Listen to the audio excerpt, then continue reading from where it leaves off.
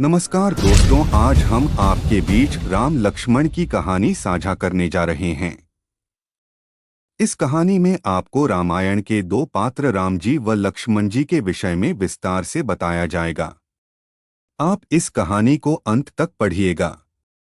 एक बार जब भगवान राम, भगवान लक्ष्मण और माता सीता राजा दशरथ के दिए हुए आदेश का पालन करने के लिए 14 वर्षों के वनवास के लिए निकल गए, तब भगवान राम, माता सीता और भगवान लक्ष्मण जी ने रास्ते में आने वाली सभी नदियों गंगा, यमुना, गोमती नदी में पितृदान करते हुए आगे की ओर चलने लगे।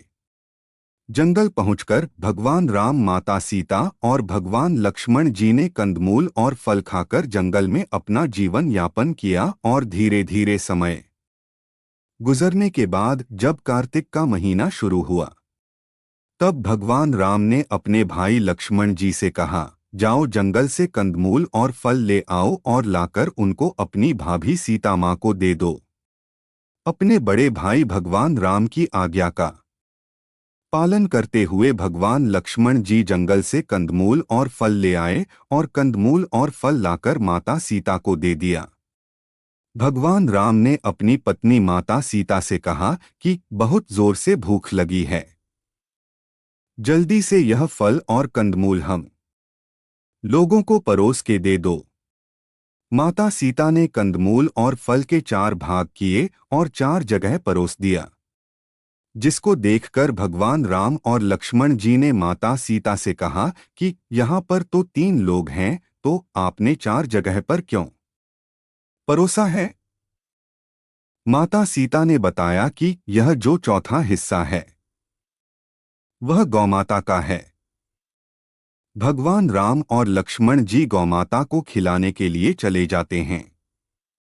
जब भगवान राम और लक्ष्मण जी गौ माता को कंदमूल और फल खिलाकर वापस आते हैं, तब भगवान राम माता सीता से कहते हैं कि सीता, तुमने भोजन करना क्यों शुरू नहीं किया?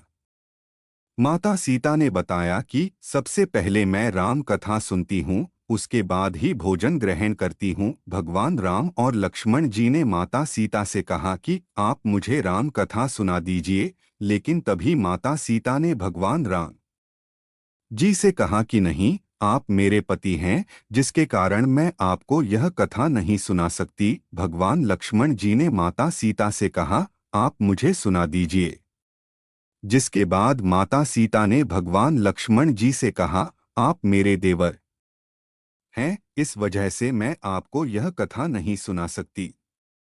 मैं यह कथा सिर्फ किसी औरत को ही सुना सकती हूँ। भगवान लक्ष्मण जी ने कहा कि माता सीता, इस जंगल में कैसे किसी औरत को खोजेंगी? और फिर तभी भगवान लक्ष्मण जी ने अपनी माया से जंगल में ही एक नगर का निर्माण कर दिया और उस नगर में सभी चीजें सोने की थी। सभी चीजें सोने के होने के कारण उस नगर का नाम सोनगरी था। नगर में रहने वाले सभी लोग बहुत अमीर थे और उनको बात का बहुत घमंड था। जब माता सीता इस नगर में कुएं से पानी लेने गई, तब उन्होंने कुएं से पानी लेने आई कई महिलाओं से बात करने की कोशिश की, तब किसी भी महिला ने माता सीता से बात नहीं की और वहां से चली गई। जिसके बाद एक छोटी सी बच्ची माता सीता के पास आई। तब माता सीता ने उस बच्ची से कहा कि तुम मुझसे राम कथा सुनोगी, और तभी माता सीता ने कहा कि मेरे पति और मेरा देवर भूखे हैं, तुम मुझसे राम कथा सुन लो। लेकिन उस बच्ची ने कहा कि मेरी माँ मेरी प्रतीक्षा कर रही हैं, मुझे जाना होगा, और वह बच्ची वहां से चली गई। यह देखकर और उन महिलाओं के द्वारा किए हुए अपमान के कारण माता सीता को अत्यधिक क्रोध आ गया, जिसके कारण माता सीता ने उस स्वर्ण नगरी को वापस से एक सामान्य नगर में परिवर्तित कर दिया। जैसे ही वह लड़की अपने घर पहुंची, तब सोने की नगरी को सामान्य नगर में देख और अपने घर को सामान्य देख उसकी मां ने उससे पूछा कि यह क्या हो गया।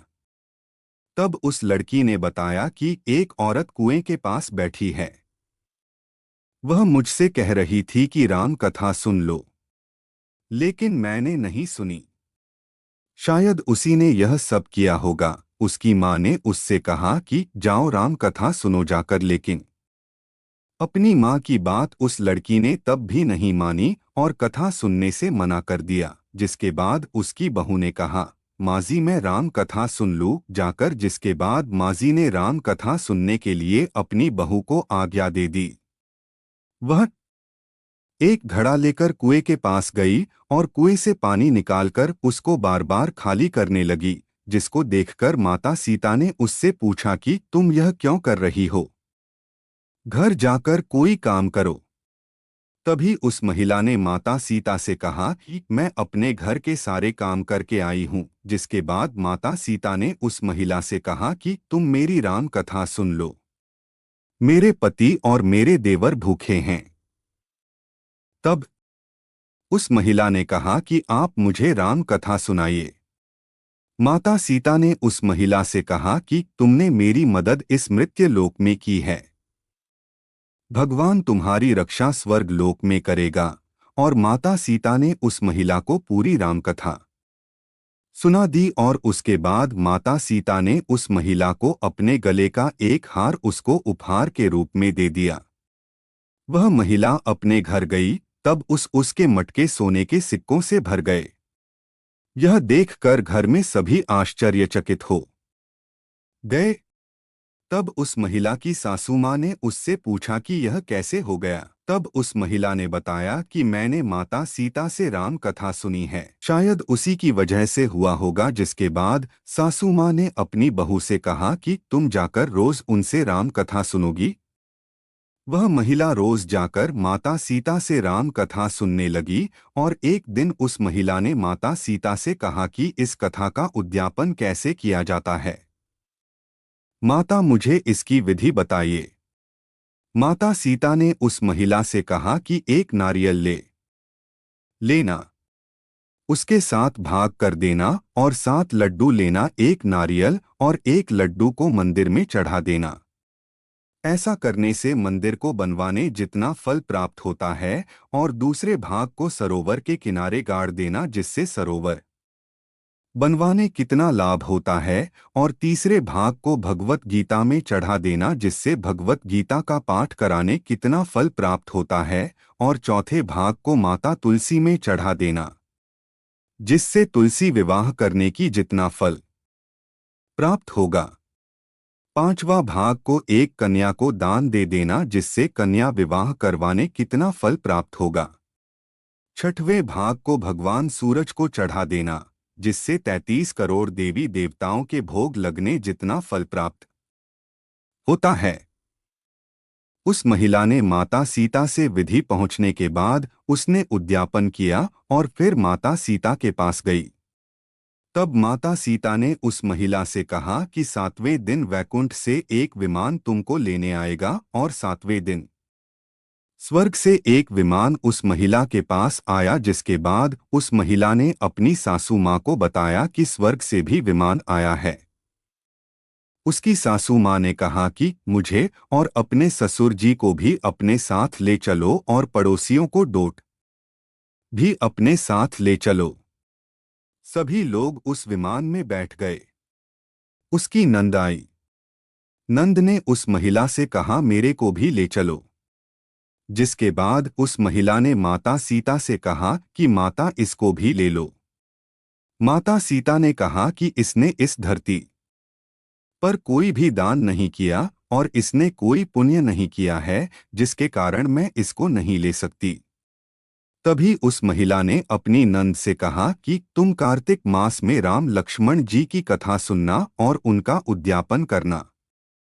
7वें दिन तुमको वैकुंठ से एक विमान लेने आएगा।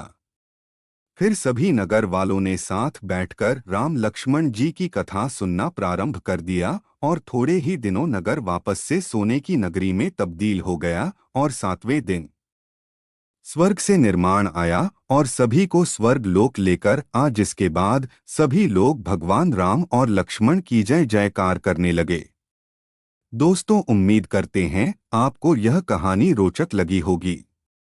ऐसे बहुत ही कहानियां हैं जो हमारी YouTube चैनल में उपलब्ध हैं। आप इन्हें सुन सकते हैं और अपने बच्चों आदि को सुनाकर उनका ज्ञान बढ़ा सकते हैं और इस कहानी को साझा कर हमारा हौसला बढ़ा सकते हैं। और कहानी से संबंधित यदि कोई भी प्रश्न है तो आप कमेंट बॉक्स के माध्यम से पूछ सकते हैं।